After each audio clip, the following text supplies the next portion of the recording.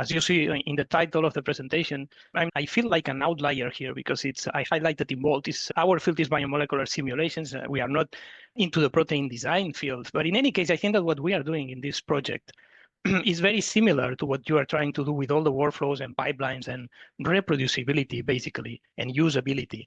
And I will try to share with you our experience during all these years working in this BioExcel project. So the title is the BioExcel Building Blocks. This is a library, software library for interoperable biomolecular simulation workflows. First thing first, my name is Adam Hospital. I'm coming from the Institute for Research in Biomedicine in Barcelona, Spain. The leader of the group, the PI, is Modesto Orozco, and the small group inside the IRB Barcelona is called Molecular Modeling and Bioinformatics. This is the one where we are working.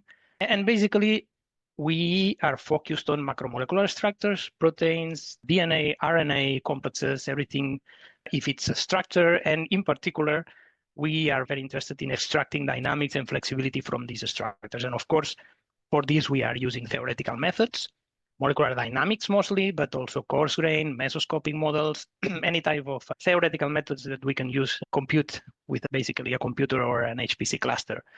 Apart from that, we are also very interested in not just storing this data, this information, this flexibility information, trajectories, and so on in our own disks and just hide this information to everybody else, but we are interested in sharing, opening all this data. And this is why we started another project that is called Molecular Dynamics Data Bank. Anybody interested in sharing or using this data for AI models, just contact us. We are building this. But today, we are going to focus on this part here. So macromolecular structures and how we extract this dynamic and flexibility information and how we are building the workflows to do exactly that. And not just building, but also, again, to share the workflows with all of our colleagues to just reproduce, for them to be able to reproduce exactly the same pipelines that we are using. The story starts like 10 years ago, November 2025, with the 15, this is an error, 2015, where we started this BioExcel project. There is a Center of Excellence for Computational Biomolecular Research. That was an European-funded project, Horizon 2020 framework. Many different partners around Europe were involved in this. I just wanted to highlight KTH in Sweden, which are the main authors of GROMACS. You probably know about it. MD engine, then the Max Planck, that they are the main developers of PMX, free energy software, and the University of Utrecht, main developers of Haddock, protein docking.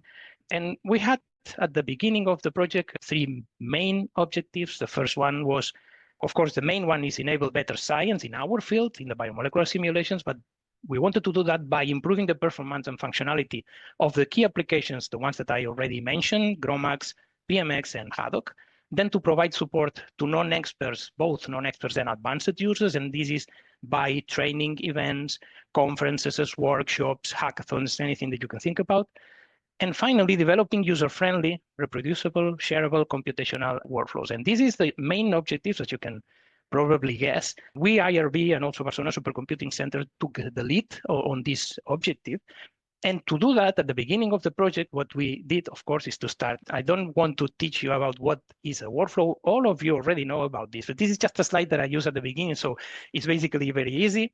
It's just a set of processes, one after the other. One can be as easy, one of these processes can be as easy as one single task or as complicated or complex as a sub-workflow by itself. I always put this kind of example in our community. Everybody knows about the virtual screening workflows. I thought that maybe in this case, it was better to put something like this. I took this snapshot from BlueScalp. I hope you don't mind. This is a workflow that you all know. You start with a configuration file or a PDB structure optional files that then you go through the different tasks, RF diffusion, protein MPNN, AlphaFold. You score these and you get the outputs. This is a kind of also with an iterative process inside. There's a kind of workflow that all of you understand. This is the kind of workflow that we are used to run in the biomolecular simulation field, right? We start with the SMILES, for example. We generate the structure, we parameterize the small molecule, we prepare the system to run a simulation, then we run, in this case, it's a Hamiltonian replicate change, then we clusterize the results, and then we run quantum mechanics. As you can imagine, this is just an example of a real workflow that we are using in our everyday work in the lab. But the important thing here is that this is what we are basically using in our workflows. Many different tasks, from conversions of formats to modeling, MD, QM, hybrid QMMM. Of course, we analyze the trajectories resulting from the MD simulations. We run maybe docking, maybe free energy. all of these kind of tasks. If we are really lucky, and I know people that are really lucky and they have access to these fantastic commercial packages, they have everything inside, everything integrated, one single basically fantastic graphical user interface where they can do everything in just one program. But in most of the cases, all of these tasks are performed by this myriad of open source or free for academia packages that are there for us to use. Again, here is just an example, representative tools that we are using again in our lab every day.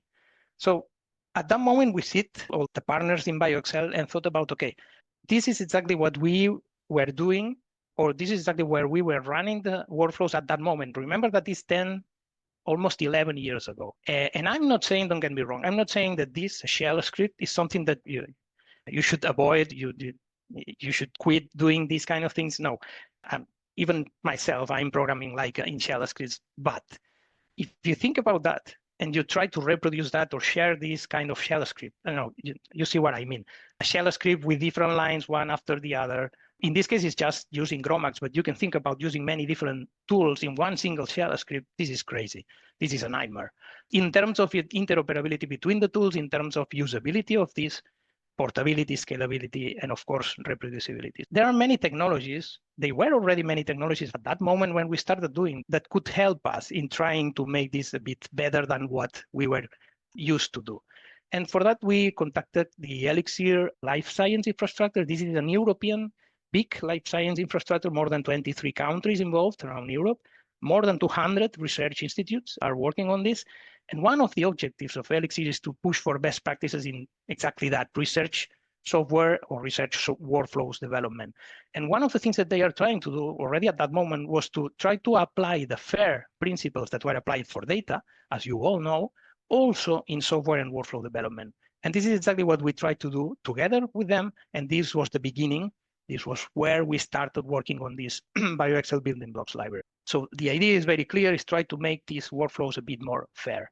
So the concept of the building blocks is really easy. And I'm sure that you will understand that because we are not the only ones. And I've seen the presentations in this group, and I've seen that in many other tools. So it's just wrapping the tools.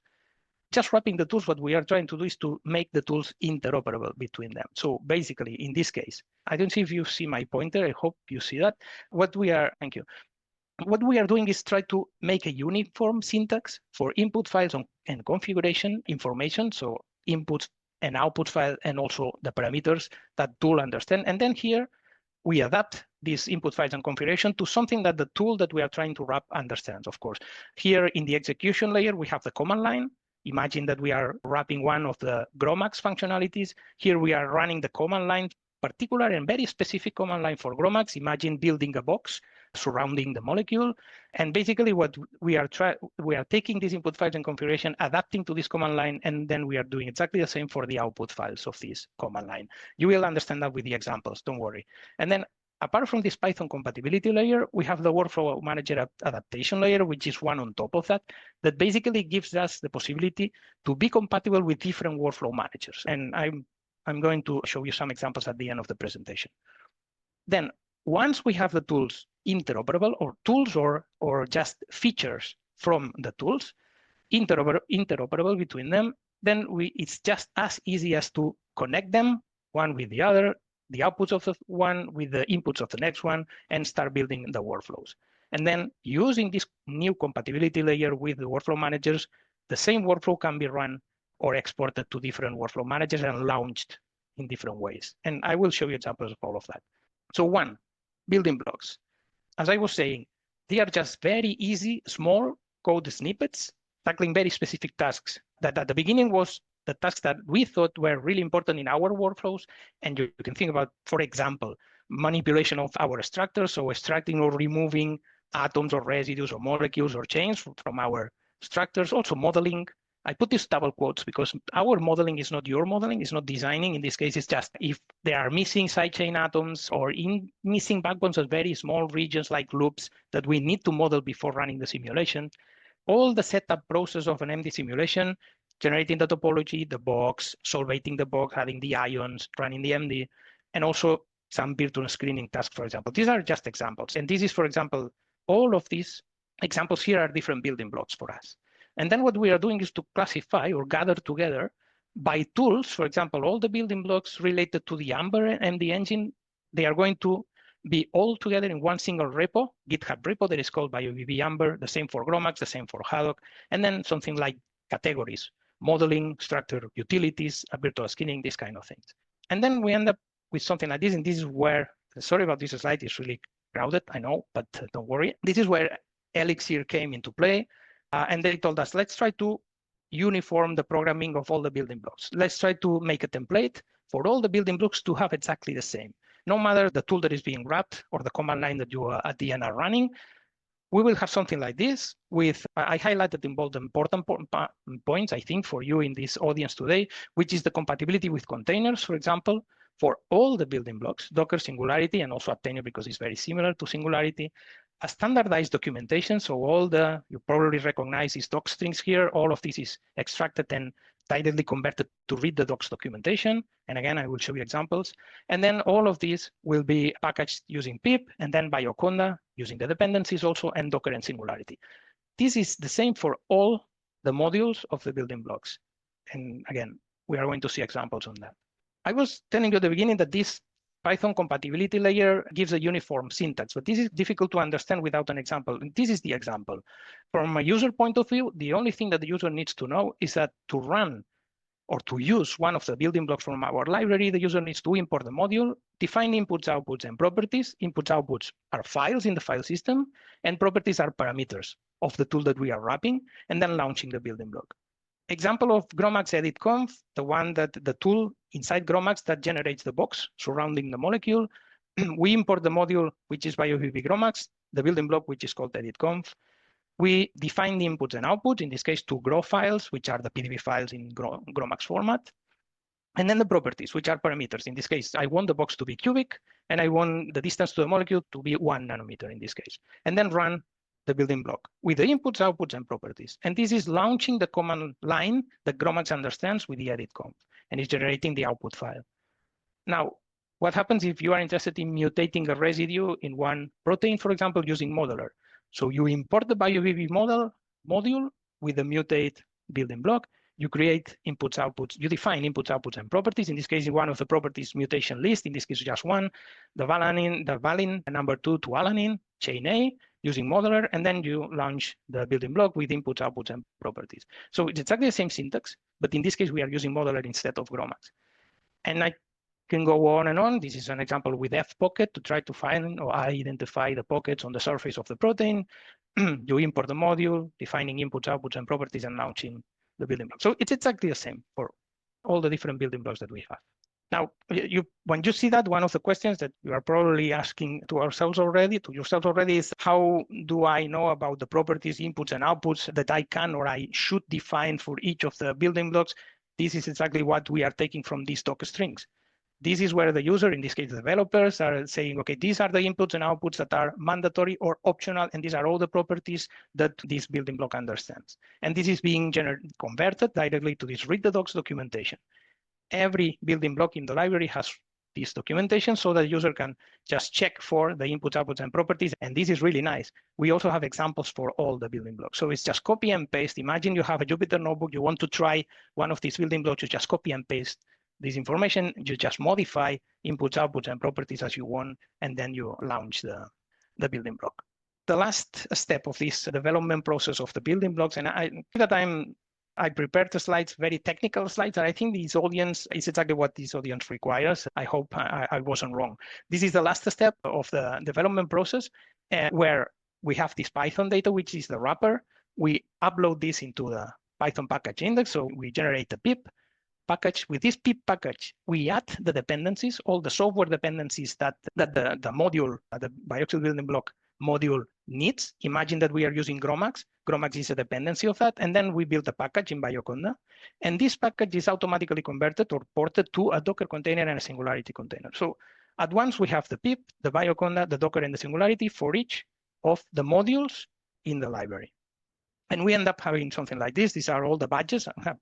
For the sake of time, I won't go into the details on all the different badges for all the different GitHub repositories that we have, but this first line is basically focused on this kind of portability or reproducibility using these containers and packaging systems. And we also have a README file for all the modules where the user can find information about how to install the package with pip, with Conda, with Docker, and with Singularity.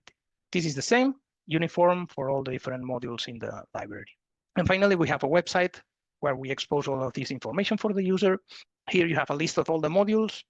By the way, you have links everywhere, and I sent the PDF to all of you so that if you want to explore in more detail after the presentation, just follow the links in the PDF. So there's a list of modules. In this case, for example, in the analysis, if you click on the BioBB analysis, the website is going to give you the list of building blocks that this module contains, in this case, analysis using GROMACS and also Amber, links to the GitHub repo, links to read the docs documentation, links to the BioConda package, and then also Docker and Singularity. And as I was saying, and you already know about all of this, that's why I don't spend more time on that. Every time you install one of these packages, for example, in Conda, the dependencies are installed automatically for you, so that if you run one of these building blocks, the dependency will be already there for you. This is an example of the analysis, and this is an example of the virtual screening. And these are the list of the modules that we have now that we've been developing through all these years in the BioExcel Center of Excellence. There's a mix of MD, free energy, coarse grain, atomistic, well, many different functionalities in our field. Workflows. So once about all the building blocks and how we are developing that, how we are building the workflows using this library. So the first step is very easy, and basically it's the first step that we are also following when we try to build our workflows, is just taking these examples that I was presenting you before from the documentation, just copying, pasting, and then replacing the inputs, outputs, and properties for the ones that are the appropriate ones. In this case, for example, we are taking one building block to download a structure of a small molecule using a REST API behind. We are adding the hydrogen atoms with OpenBubble. We are minimizing these hydrogen atoms again with OpenBubble, and then we are parameterizing this with AC pipe. So 4 different building blocks connected in a very easy way. The outputs of the first one are the inputs of the second one, and so on in a sequential mode. And then here you have your first BioExcel Building Blocks workflow. Very easy. Nice thing about this, we can produce a YAML file like this, very easy, with the name, the channels, and the dependencies. Forget about the dependencies on OpenBubble, AC pipe. These are all contained in the BioExcel Building Blocks packages. So you just need to add here the BioBB packages. So BioBB input output and BioBB chemistry. And these ones are the only ones that you need. Then, of course, the auxiliary ones, Jupyter and NGLB if you want to inspect the intermediate results. And then you put all of that in a GitHub repository, the notebook and the YAML file, and you will be able to open that automatically in a binder, for example, this cloud interface that lets you open for free your Jupyter notebooks. It takes the Conda package, it builds the Conda in a container, and then it deploys the Jupyter notebook magically for you. You can also do the same with Google Colab. Our notebooks, the demonstration workflows that I will present at the end, they are all prepared for that also. You just need an extra cell at the beginning to install the Conda packaging system. And then, of course, you can do the same at your own computer. You just clone the repository, create the Conda environment with this YAML file, and then deploy the Jupyter notebook. Activate, of course, and then deploy the Jupyter notebook, as easy as that. We have a collection of demonstration workflows. I don't want to spend time on that, but we have in our workflows, we have this part of documentation for each of the cells, the execution cell, we have intermediate inspection of the results, like in this case, NGLB or Plotly, for example. You can mix the building blocks with any library in Python that you want. The only thing that you need to remember is to add this library in the Conda environment if you want to make this reproducible afterwards. I know that this is not, well, I expected that Jupyter Notebooks is not the one that you prefer. It is what happened also to us. I prefer Jupyter Notebooks for training events and to start teaching how to use the BioExcel building blocks. But of course, what we want is to go command line.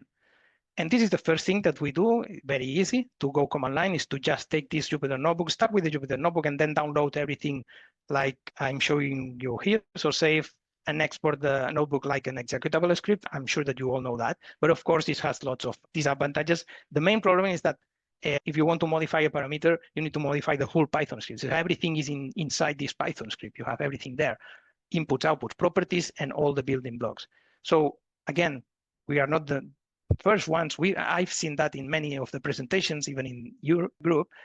We decided to divide the Python script, the workflow script on one hand, and also then the parameters in another script, which is a YAML file. and we produce our own workflow language. I think that we have 1,000 workflow language, which is exactly what we wanted to avoid with this group. And I'm really in for that. So if you decide there is something when we started, we had this common workflow language that we also support, but it's not something that it's just the only one and is the best one. There are many, and we need to find which one is the best so that we all can be compatible with just one and not invent a new one. In any case, we invented a new one. Sorry about this.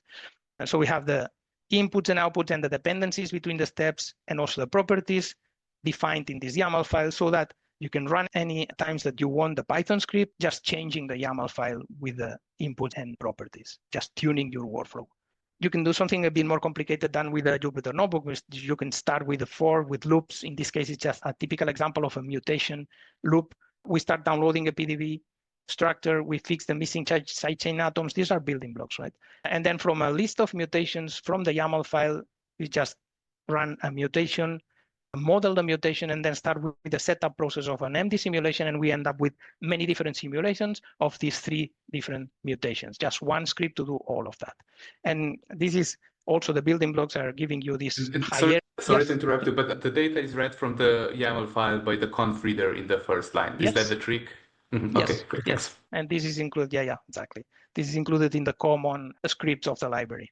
Yeah, and something that is also included in this common scripts is this, the output is automatically generating this hierarchy of folders. So this is the name, and the tutorial mutation in this case is the name of the workflow. Then step 1 and step 2 are 2 different folders with the log files inside. And then for each of the mutations, we have new folders. And inside one of these mutations, like for example, these folders, this one, you have all the steps inside one of the loops. So this is created automatically. I gathered this slide because I think that for you is very interesting. I'm looking at the time because I know I have many slides. So please stop me if you think that it's too much or I'm running out of time. We rely a lot on Conda packages. We started the whole project thinking that Conda packages were fantastic for us because it was not just wrapping all the Python files, because that could be done with pip, but also wrapping all the dependencies, software dependencies. And in our case, as you can imagine, these were really important. Gromax, Haddock, PMX, all these kind of softwares cannot be just wrapped in Python. So we started with Conda. Now, I remember in the last meeting, I heard something like, Conda is a nightmare. Okay, I can understand what you say, and in some of the cases, what you said, and in some of the cases, we also thought that this is a nightmare.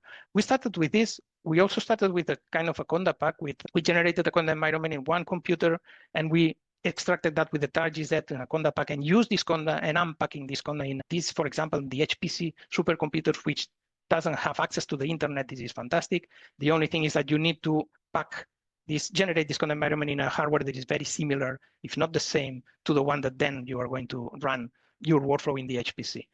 But apart from that, we also have this possibility, which is basically our workflows are containerized, the whole workflow in one single container, Docker or Singularity, or Obtainer if you want. But you can just download this Docker image or Docker file and modify if you want, and run the whole workflow inside the container. All the dependencies will be already inside the container, so you don't need to worry about the dependencies. And then we have something that is even a bit more flexible, which is you can generate the Python virtual environment, only the Python, only the wrappers here, and then use containers for all the dependencies, software dependencies. So imagine Gromax is a container, Haddock is another container, and each of the tasks, each of the building blocks are communicating with the Docker, with a particular Docker for this tool. And of course, and this again is thinking about HPC supercomputers, we can have this Python virtual environment communicating with the software that is installed in the computer. So imagine the modules in an HPC supercomputer, they are already installed, thinking about the hardware there. So we have a property that basically is telling the building blocks, all the building blocks take the binary from the computer and not the one from the Conda or the container. So many different ways to run this. I had examples, so I think that for the sake of time, you have the PDF, you can take a look at that. Yes. Maybe you can just talk a little bit about how you configure all of these workflows. Do you store all the paths then in the YAML file, or is it like a separate file that's... Which paths are you thinking about? Paths to the Gromax Docker, for example, if you decide to use the Docker. So this is the example. I don't have all the properties here, but for example, this is the Docker one. The only thing that the building blocks need to understand that they need to go and find the binary in a container is these two properties here. Container path is a Docker, and this is the image. This is pulled automatically, the image is pulled, but then you can also configure the working directory in the container. You can configure the volumes that are mounted from your computer to the container, of course, all these things that you can imagine that they are needed for it. All of these are properties. And this is the example on using a binary path of a library that is installed in the machine, like in this case, for example, PIMMD, if you load a module, a number module in a supercomputer. The binary path is the property that is telling the building block, go and use this binary. Okay, last part, just one slide here, which is the workflow managers and the way that we think we can make the building blocks compatible with different workflow managers. And it's very easy. The idea, the concept is, let's extract all the information that we have in the documentation that we write in the code from the GitHub repos. We take this information automatically, we have some utilities, and then we convert that to as many different workflow managers as possible. In this case, we started with common workflow languages, as I told you before. So that means that basically this is automatic. Every time we generate a new building block or a new module, if you want, we run this script and we automatically generate all the specifications for CWL for all the building blocks, which basically that means that we can use these CWL specifications with many different workflow managers. Some of them are listed here, but Airflow is the one that most people understands or most people knows. We do the same with Galaxy and Horus, which are graphical user interfaces. That means that the building blocks are converted to nodes of these graphical interfaces. And also with something like, in this case, PyComs is an HPC workflow manager developed in the Barcelona Supercomputing Center that basically is managing the dependency graph of very complicated and complex workflows, and just taking all the tasks and sending the tasks to different nodes of the supercomputer automatically.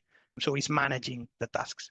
Okay, so yes, we have these ones, and of course we are now working with the compatibility to automatically generate the adapters for Nextflow and SnakeMake, which are going to be the new ones. With all of that, we generated a list, and all these years we generated a collection of demonstration building blocks. We call them demonstration because they are showing the power of the library, I think. They are transversal, they can use in many different projects, but they are for educational purposes. So sometimes people say, okay, I tried to use this MD simulation, MD workflow that you have here for an MD simulation. And of course, to run it in a Jupyter notebook, we limited this to, I think it's 500 picoseconds. So this is not for production. This is for educational purposes. But in any case, you can download them in all of these different flavors here. And this is basically because we have this compatibility with different workflow managers that is given by this layer of compatibility with automatic conversion.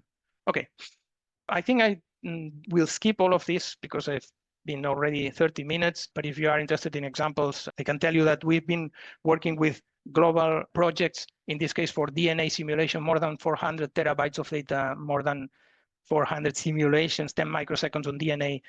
You can imagine as all of these different partners were preparing and running and analyzing the simulations, we prepare a couple of workflows, and all the partners were using exactly the same workflows. And then not only the partners were using the workflows, but also all the users, external users that wants to reproduce exactly the same steps that we did in the project. They have the workflows here. They can download the workflows and reproduce them. We also have a collaboration with Nostrum Biodiscovery, which is a small company here in Barcelona, where they are using this inside this graphical interface that is called drag and drop. All the building blocks can be drag and drop and connected with the arrows, inputs with outputs, very easy, but very powerful. And finally, we have been using this also in massive execution in the Barcelona Supercomputing Center, Mare Nostrum, like doing this kind of free energy alchemical calculations with thousands of cores at the same time using these PyComs together with the BioExcel Building Blocks. And you have also the links in the PDF if you want. As a summary, we have now a library of the BioExcel Building Blocks, which offers a new layer of interoperability. We have this collection of biomolecular workflows, and we have this compatibility layer with the workflow managers. What we don't have is something related to protein design, and I just wanted to share all of this with you because the question now is, do you think that this is an area that we should explore? Do you think that you will be willing to help us on building building blocks or modules with the tools that you are using in your everyday work? And this is why it's really nice that you invited me to show this. You have more information on the different papers that we publish, webinars, etc., on the PDF, and just acknowledging all the people that have been working on the library. And now it's time for questions. Thank you. Great, thank you very much. So please paste questions in the chat. As you saw, you weren't really an outlier. I think it's really good to learn from people who did basically the same thing before. So let me start off with some warm-up questions. This one is technical. How are properties passed between different modules? Do you just pass this as input-output files? Or, for example, if I wanted to pass a list of residues from one model to the next, would that be possible in BioBlocks? BioBB. You can, if I understand the question, the same way that we have a list of here, a list of mutations that you have here, in the YAML file, you can define any type of dictionary that you want, and then you Yes. just take this information in the Python. I understand that, but let's say that a model produces this so that I don't know which mutations are there. So let's say that the model chooses 6 residues to mutate. How could I pass those 6 residues to the other components of the pipeline? You can play with the Python. So you can take the information of the outputs in the Python, parse this information, and then use it as an input for the next one. So what I'm saying is you can define in the YAML file the input of a particular task or a step. But if you want to redefine these inputs inside the Python, you can do that. Actually, Yeah. I think that we're like in this line here. So there are the input PDB paths that we are overwriting, if you want here. This is how we are doing. And this is also a technical question. What about, so you mentioned this naming is done automatically. How is that done?